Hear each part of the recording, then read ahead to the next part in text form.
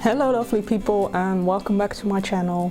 On Instagram I asked you if you also wanted to see tiny videos, well tiny, just videos about my language learning tools. I already made a few posts about those on my Instagram, but I thought I could explain a little more on why I use them and how I use them in a video. And you were all very enthusiastic. So here's the first one for French.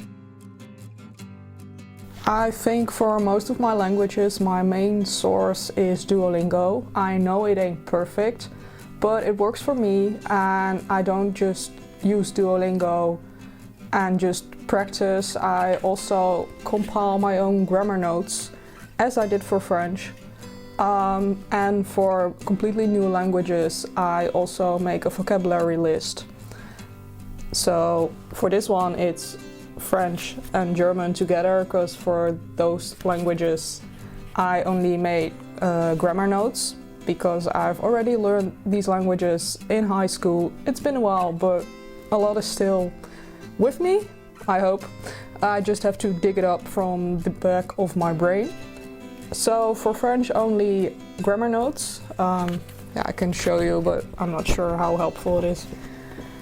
This is my table of contents. So you see, for each lesson on Duolingo I make grammar notes if they are relevant. And that just helps me to look back on the lessons, and if I do anything else in French that I can look back on my grammar notes when I don't get something.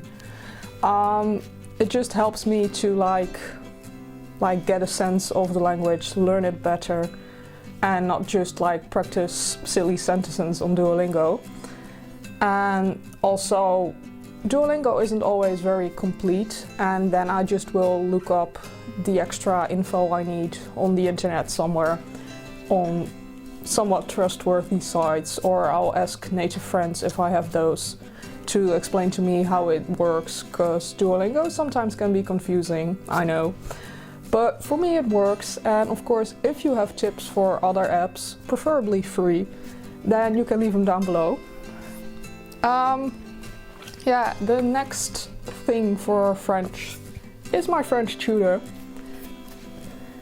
Haven't worked that much in it, plan to do that more, but as I've mentioned before, French isn't really a priority. Right now that's Finnish and Turkish and also Romanian. And French and German are just I'll do it when I get to it. I don't want to forget everything, so that's why I bought the French tutor and also the German tutor, to practice again all the grammar, to not forget everything. French tutor for me is really great. All the tutors are, in my opinion.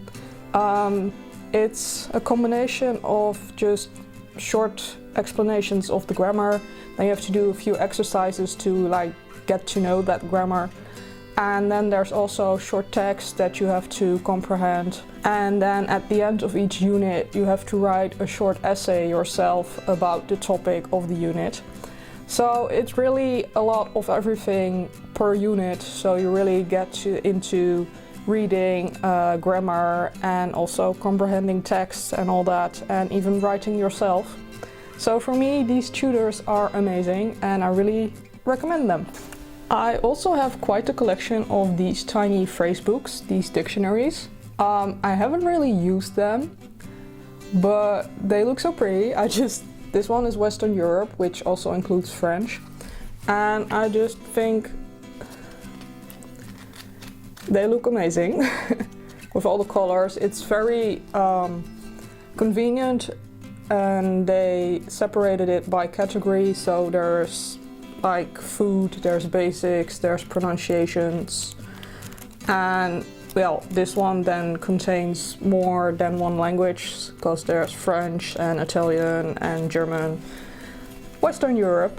I plan on doing something more with these. I'm not really sure what yet.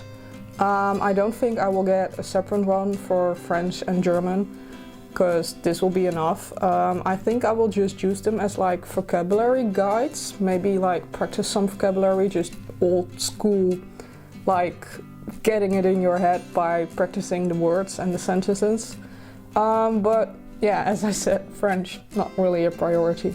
To help me understand the grammar, I'm also making some learning cards. Stay up, please. I haven't got that much for French yet. I've made the verb endings and I made to be and to have. I plan on making a few more. Turkish and Romanian and all that have way more cards already because I'm way more, well, invested in those languages. But these cards just help me to like, well, write down the essentials of a language, things that keep coming back, so you don't have to like browse through all of your notes and can just pick up the card and you exactly know the basics that you need to know. And for French, you may have seen these before. My French Disneys.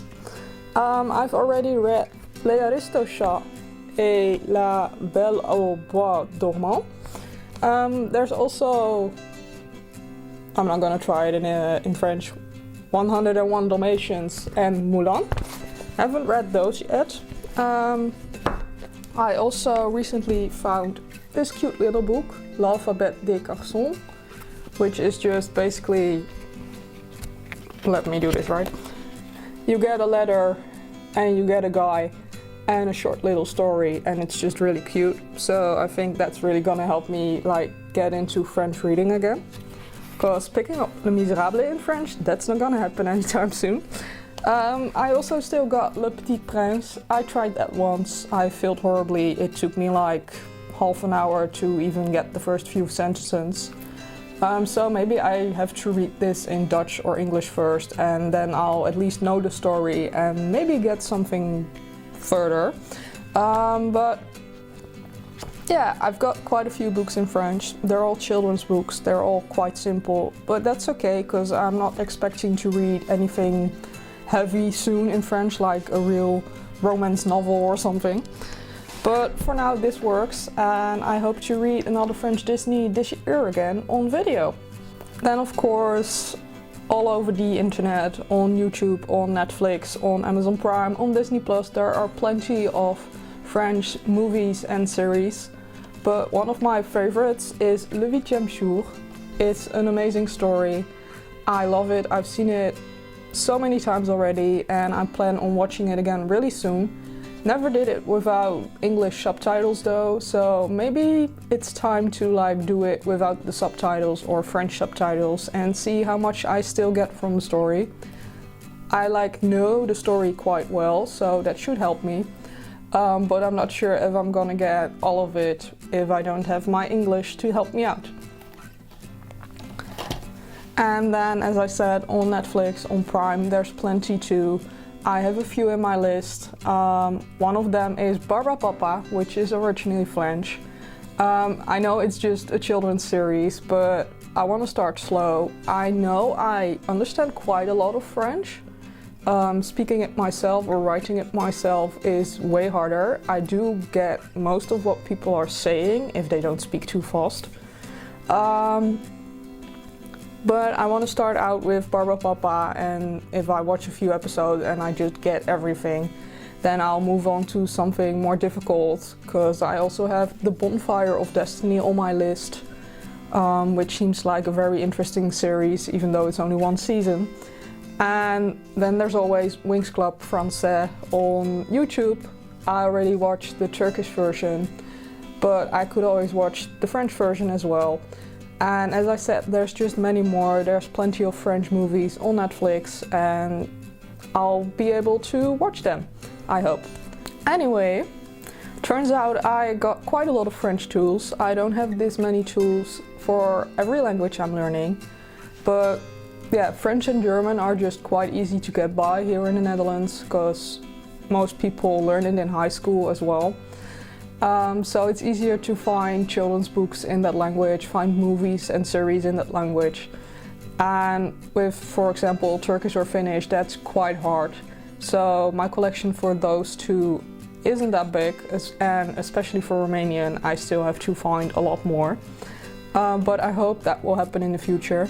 Anyway, I hope you enjoyed me talking about my French language learning tools. I hope you take something from it. Maybe you found your own favorite tool now that I showed you mine.